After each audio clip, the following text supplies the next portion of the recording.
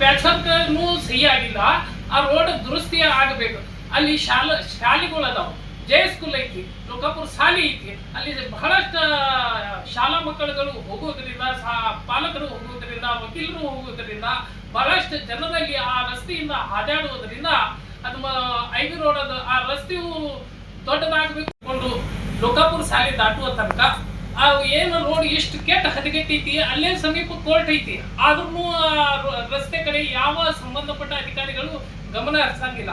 ಅಲ್ಲಿ ಕೆಲವೊಂದು ತೆಗೆಗಳು ಅವುಗಳನ್ನು ಪ್ಯಾಚರ್ಕ್ ಮಾಡ್ಯಾರ. ಪ್ಯಾಚರ್ಕ್ ಹೆಂಗಾಗೈತಪ್ಪ ಅಂತಂದ್ರೆ ಅದು ಯಾವಾಗ ಎದ್ದು ಜಿಗದ್ ಯಾರ್ಯಾರಿಗೆ ಹೊಡ್ಯಾಕತ್ತೈತೋ ಗೊತ್ತಿಲ್ಲ. ಸಂಬಂಧಪಟ್ಟ ಅಧಿಕಾರಿಗಳು ಮಾಡಬೇಕು.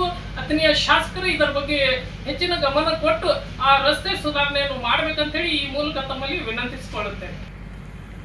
ನಾನು JDS ಕಾರ್ಯಕರ್ತ ಇಮ್ತಿಯಾಜ್ ಹುಕ್ಕುರಿ ಅಂತ ಹೇಳಿ ಅಥಣಿ.